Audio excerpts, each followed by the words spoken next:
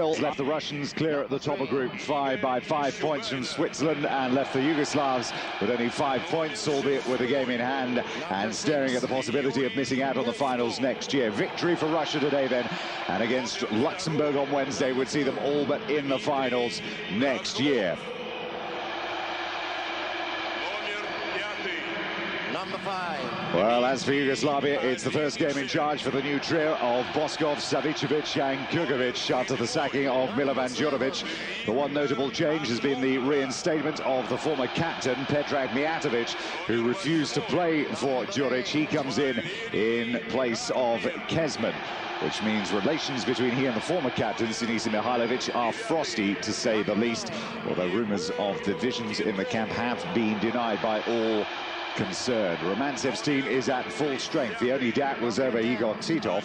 He, though, came through a late fitness test earlier on today. Russia then beginning the day, 13 points, well in front of Switzerland. It is really a must-win here for Yugoslavia, and they get the game underway in the blue shirts. They're away at the Faroe Islands in the middle of the week next week, but they were left smarting from a poor performance in Belgrade in March, and the Russians almost seemingly cementing first place. There's Dejan Savicevic, one of the new trio of coaches, Djurdjevic, going after that defeat by Russia in March. There's Savo Milosevic, he's in space. Milosevic from distance.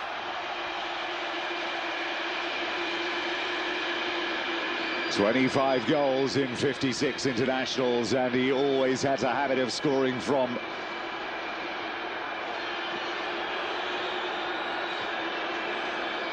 Merkovic, Koklov. 10 for Russia was Mostovoy. Tomic, though, was in a better position and getting the better of him. This is the moment from a couple of minutes ago, the shot from Savo Milosevic, rather. Well, forward by Djukic. That's a good ball by Djukic. And Predrag Mijatovic, it's his first strike on goal. The 32-year-old has endured a pretty torrid time over the past couple of years since he moved from Real Madrid to Fiorentina. He's been anything but a first choice there, and injury and loss of form. Only 3 goals in what is almost 2 seasons now. Goes toward the near post. Milosevic has gone toward the far post, and the header on the back post from Djukic, and nobody saw him coming in. There's Maciej Kezman.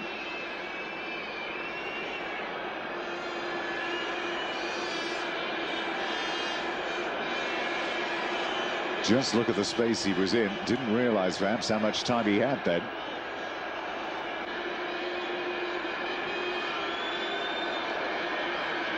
Seven is Victor Onopko.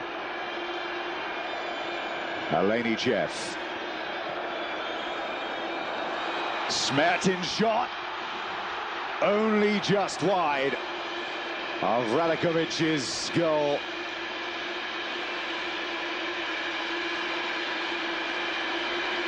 Alexis Smertin just enjoyed his first season in Ligue Nationale in France, signed from Lokomotiv Moscow last year for Bordeaux. This is Yuri Kofton.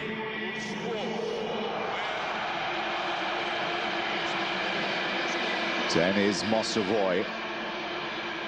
No space in the middle of the field. There's Karpin. Kofton's volley. Oh, it's gone in! Unbelievable! And Yuri Kofton has opened the scoring for Russia. Radakovic will be hugely embarrassed. Just look at this, beaten right at his near post. Surely looked no danger whatsoever. And he took his eye off of the ball.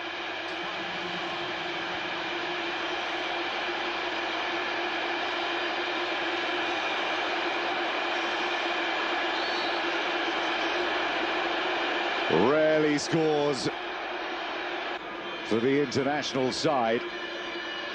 There's Tomic.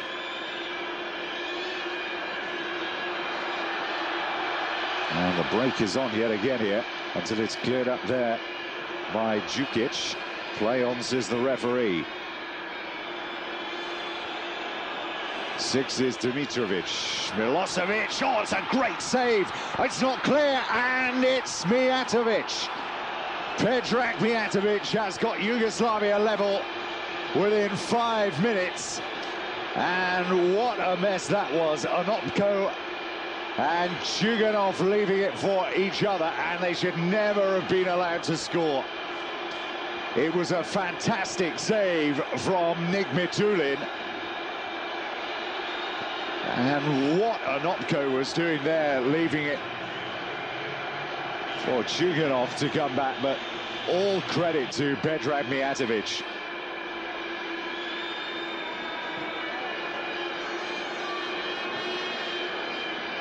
It's incredible, 25 goals now for him in 58 caps.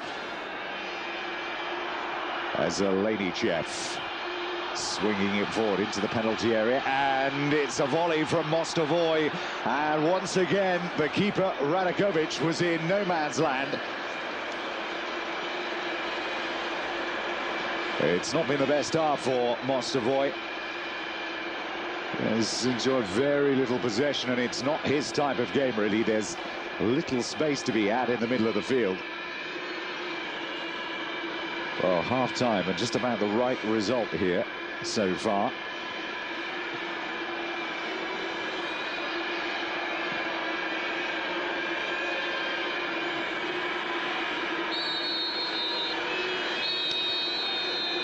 And that's it, 1-1 at the break.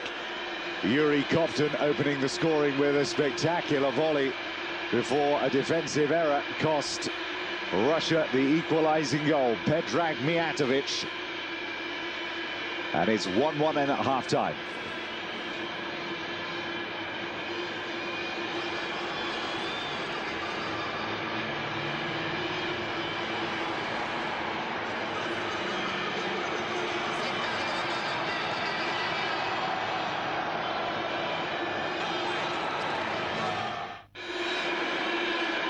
No changes then at the outset of the second half for either side. And it's going to be the Russians in the white that get us underway. Not made it to a World Cup finals, remember, since 1994. Lost against Brazil and Sweden before coming up with that fantastic performance in hammering the Cameroon by 6-1. And for the Yugoslavs, well, 1998 they got that, remember. Wasn't a particularly successful campaign now. Nigmitulin reading the danger signals there. Tomic coming in. 2 victories in 98. 3 against Iran and the United States. Great draw, the 2-2 draw with Germany before they lost 2-1 against Holland. Valery Karpin of Celta de Vigo.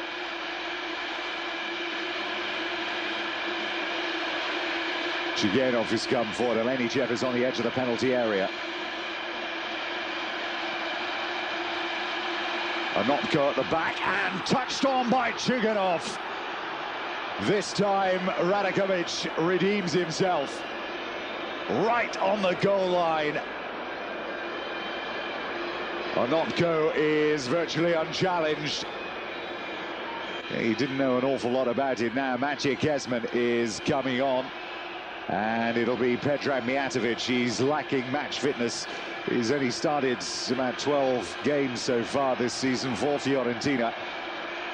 But he's fully fit these days and has proved yet again what an asset that he can be to this side. Maciej Kezman, top scorer. Great season he's had in his first year at PSV Eindhoven. And he'll go out wide onto the left-hand side. And leave Milosevic up there in the centre now. This is Maciej Kezman. Milosevic is in the centre. Kezman can get the ball across. He does. And not a bad attempt that from Savo Milosevic.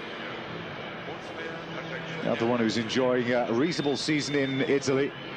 Signed from Zaragoza to Parma last year. 8 goals in Serie A this season. Reasonable return from 19 starts. Marco Di Vero, though, the man that's making the name there. But he's scored goals wherever he's been, Savo Milosevic. Leave him out of the starting 11 in the international side, and he'll come on and score as a sub. Now swung in that time. Nick Mitulin gets on the ball and cleared by Carpen.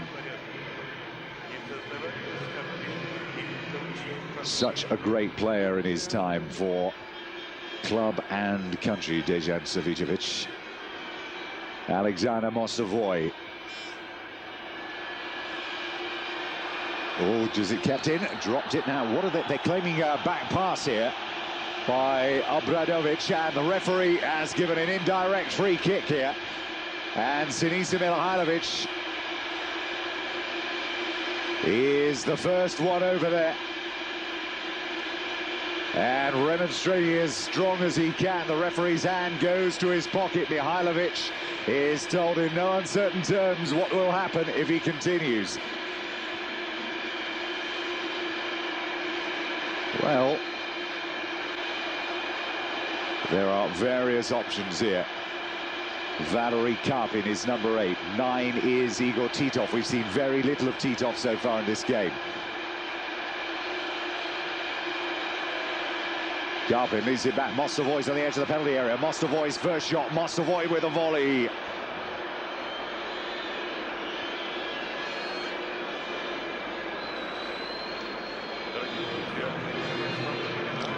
A draw wouldn't be the end of the world for the Russians here.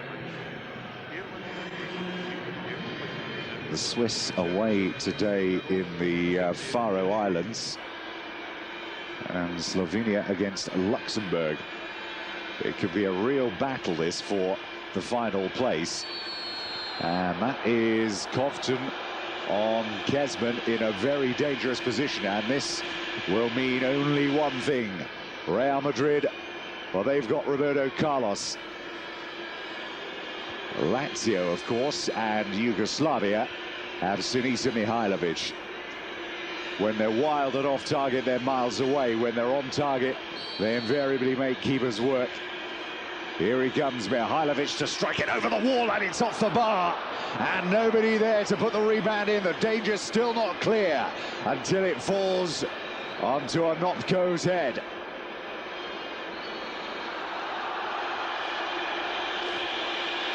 And, well, they call back.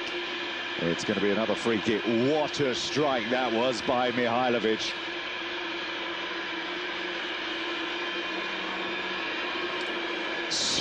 So close. And there's Dimitrovic. Picked up by Karpin. Need to get him forward, though. Time is running out. Karpin again. Kovtun was calling for the ball. 9 is Titov. Into the centre goes Koklov. He's on the far post, Koklov, if they can get it back to him. And time is up. It's ended all square.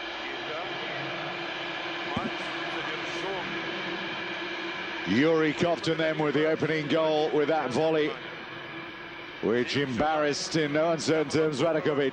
Mijatovic recalled to the side after a lengthy absence with the equalising goal. Final score, it's